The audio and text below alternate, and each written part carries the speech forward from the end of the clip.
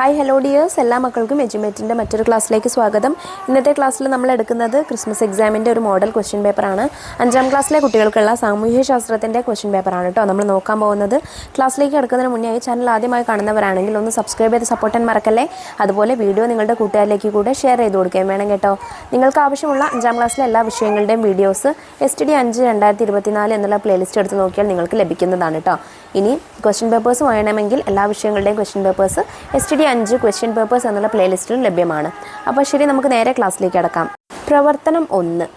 തന്നിരിക്കുന്ന സൂചിക ഭൂപടത്തിൽ ഉപയോഗിക്കുന്നത് എന്തിനെ സൂചിപ്പിക്കാൻ വേണ്ടിയാണ്? ഓപ്ഷൻ എ തീവണ്ടിപ്പാത, ബി നദി, സി വിമാനത്താവളം, ഡി റോഡ്. അപ്പോൾ ഈ തന്നിരിക്കുന്ന സൂചിക എന്തിനെ സൂചിപ്പിക്കാനാണ് മക്കളെ? നദിയെ സൂചിപ്പിക്കാനാണ് കേട്ടോ.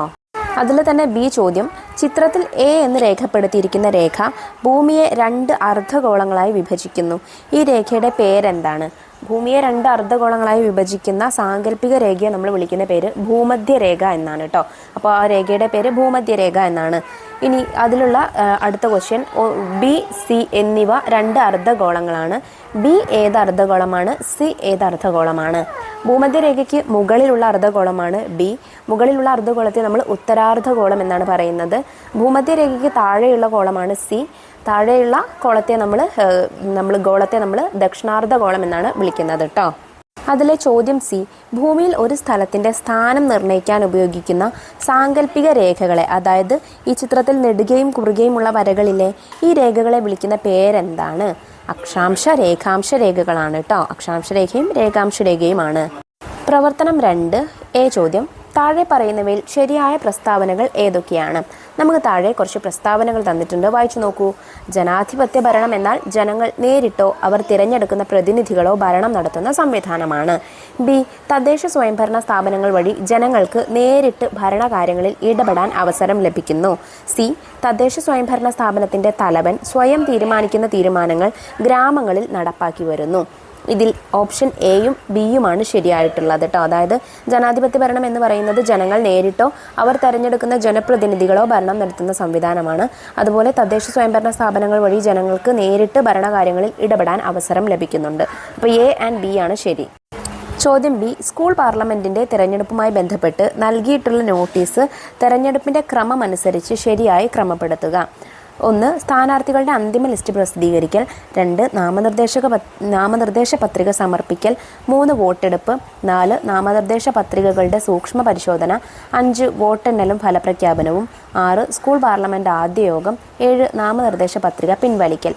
ഇതെങ്ങനെയാണ് ശരിയായി ക്രമപ്പെടുത്തുന്നത്? നാമനിർദ്ദേശ പത്രിക സമർപ്പിക്കൽ, 2 നാമനിർദ്ദേശ പത്രികകളുടെ സൂക്ഷ്മ പരിശോധന, 3 നാമനിർദ്ദേശ പത്രിക പിൻവലിക്കൽ, 4 സ്ഥാനാർത്ഥികളുടെ അന്തിമ ലിസ്റ്റ് പ്രസിദ്ധീകരിക്കൽ, 5 വോട്ടെടുപ്പ്, 6 വോട്ടെണ്ണലും ഫലപ്രഖ്യാപനവും, 7 സ്കൂൾ പാർലമെൻറ്റിൻ്റെ ആദ്യ യോഗം. പ്രവർത്തനം 3 ജനാധിപത്യം എന്നത് ഒരു ഭരണക്രമം മാത്രമല്ല, ഒരു ജീവിതക്രമം കൂടിയാണ്. ചോദ്യം എ, ജനാധിപത്യം ഒരു ജീവിതക്രമമാണ് എന്ന് തെളിയിക്കുന്ന 4 സന്ദർഭങ്ങൾ എഴുതുക. 1 എല്ലാവരുടെയും അഭിപ്രായങ്ങൾ പരിഗണിച്ചുകൊണ്ട് തീരുമാനങ്ങൾ എടുക്കുന്നു. 2 തൻ്റെ അവസരം വരുന്നതുവരെ ക്ഷമയോടെ കാത്തിരിക്കുന്നു. 3 ഗതാഗത നിയമങ്ങൾ പാലിക്കുന്നു. 4 പൊതുയിടങ്ങൾ വൃത്തിയായി സൂക്ഷിക്കുന്നു. ഇതെല്ലാം ജനാധിപത്യം ഒരു ഭരണക്രമം മാത്രമല്ല ജീവിതക്രമം കൂടിയാണെന്ന് തെളിയിക്കുന്നതിനുള്ള സന്ദർഭങ്ങളാണ് അല്ലെങ്കിൽ ഉദാഹരണങ്ങളാണ്. ഇതിലെ തന്നെ ചോദ്യം ബി, പൊതു തെരഞ്ഞെടുപ്പിൽ വോട്ട് ചെയ്യാൻ നിങ്ങൾക്ക് അവസരം ലഭിക്കാത്തത് എന്തുകൊണ്ടാണ്? 18 വയസ്സ് പൂർത്തിയായിട്ടില്ലാത്തതിനാലാണ് നിങ്ങൾക്ക് അവസരം ലഭിക്കാത്തത്. 18 വയസ്സ് പൂർത്തിയായവർക്ക് മാത്രമേ വോട്ടവകാശമുള്ളൂ. പ്രവർത്തനം 4 മുൻകാലങ്ങളിൽ ചക്രങ്ങൾ ഗതാഗതത്തിന് ഉപയോഗിച്ചിരുന്നത് എങ്ങനെയെല്ലാമായിരുന്നു? ചക്രങ്ങൾ ഘടിപ്പിച്ച വണ്ടികൾ മനുഷ്യൻ വലിച്ചു കൊണ്ടുപോയിരുന്നു. പിന്നീട് ചക്രങ്ങൾ ഉപയോഗിച്ച വണ്ടികൾ വലിക്കാൻ മൃഗങ്ങളെ ഉപയോഗിച്ചു. ഇതിലെ ചോദ്യം ബി, ഇന്ന് നാം ഉപയോഗിക്കുന്ന പ്രധാന ഗതാഗത മാർഗങ്ങൾ ഏതൊക്കെയാണ്? കരഗതാഗതം, ജലഗതാഗതം, വ്യോമഗതാഗതം. അതിൽ തന്നെ കരഗതാഗതത്തിൽ റോഡും റെയിൽ ഗതാഗതവും പെടുന്നുണ്ട് കേട്ടോ.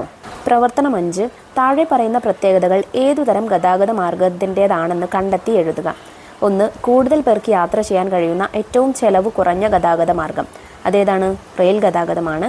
2 താരതമ്യേന മലിനീകരണം കുറഞ്ഞ ഗതാഗത മാർഗം ജലഗതാഗതമാണ്. 3 ഏറ്റവും വേഗമേറിയ ഗതാഗത മാർഗം വ്യോമഗതാഗതമാണ്. 4 എല്ലാ വിഭാഗം ജനങ്ങൾക്കും പ്രാപ്യമായ ഗതാഗത മാർഗം ഏതാണ്? റോഡ് ഗതാഗതമാണ്. ഇതിലെ ചോദ്യം ബി, പൊതുഗതാഗത മാർഗം ഉപയോഗിക്കുന്നത് കൊണ്ടുള്ള ഏതെങ്കിലും 2 മേന്മകൾ എഴുതുക. 1 ഗതാഗത കുരുക്ക് ഒഴിവാക്കാം. 2 ശബ്ദ മലിനീകരണവും വായു മലിനീകരണവും കുറയ്ക്കാം. പ്രവർത്തനം 6. തന്നിട്ടുള്ള ഭൂപടത്തിൽ താഴെ പറയുന്നവ അടയാളപ്പെടുത്തുക. 1. കൊച്ചി തുറമുഖമാണ്. അതെവിടെയാണ്? എറണാകുളമാണ്. ബി. വിഴിഞ്ഞം തുറമുഖം തിരുവനന്തപുരമാണ്. സി. വിമാനത്താവളം ഉള്ള ജില്ലകൾ തിരിച്ചറിഞ്ഞ് ആ ജില്ലയുടെ പേരെഴുതുകയും വേണം കേട്ടോ. അപ്പോൾ ആദ്യത്തേത് എറണാകുളം ആണ്.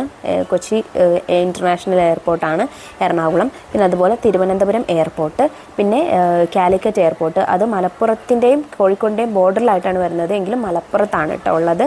അതുപോലെ കണ്ണൂർ എയർപോർട്ട്. ഈ 4 ജില്ലകളാണ് അടയാളപ്പെടുത്തേണ്ടത്. അപ്പോൾ കണ്ടല്ലോ മക്കളെ, ചോദ്യപേപ്പർ വളരെ വളരെ വളരെ സിമ്പിളായിട്ടുള്ള ക്വസ്റ്റ്യൻസ് ആയിരിക്കും നിങ്ങൾക്ക് വരാൻ പോകുന്നത്. നന്നായിട്ട് പഠിച്ചാൽ മാത്രം മതി കേട്ടോ, വേറെ ഒന്നും ചെയ്യേണ്ട ആവശ്യമില്ല. അപ്പോൾ നിങ്ങൾ എന്ത് ചെയ്യുക, നമ്മൾ ഓൾറെഡി അപ്ലോഡ് ചെയ്തിട്ടുള്ള വീഡിയോസ് എല്ലാം കാണുക, നല്ലതുപോലെ വായിച്ച് മനസ്സിലാക്കി പഠിച്ചു പോവുക കേട്ടോ. എല്ലാവരും നല്ലപോലെ എക്സാം എഴുതണേ. അപ്പോൾ 5ാം ക്ലാസ്സിലെ മറ്റു വിഷയങ്ങളിലെ വീഡിയോസ് ക്വസ്റ്റ്യൻ പേപ്പേഴ്സ് നമ്മൾ അടുത്ത ക്ലാസ്സുകളിലായിട്ട് അപ്ലോഡ് ചെയ്യുന്നതാണ്. ആ വീഡിയോ കിട്ടുന്നതിന് വേണ്ടി ചാനൽ ഒന്ന് സബ്സ്ക്രൈബ് ചെയ്ത് തൊട്ടടുത്ത് കാണുന്ന ബെല്ലൈക്കണിൽ ഓൾ ബട്ടൺ പ്രസ് ചെയ്തേക്കാൻ മറക്കരുത് കേട്ടോ. അതുപോലെ ഇന്നത്തെ ക്ലാസ്സിനെ കുറിച്ചുള്ള നിങ്ങളുടെ അഭിപ്രായങ്ങളും നിർദ്ദേശങ്ങളും കമൻറ്റ് ചെയ്യാനും മറക്കരുത്. അടുത്ത ക്ലാസ്സുമായി നമുക്ക് വീണ്ടും കാണാം. താങ്ക്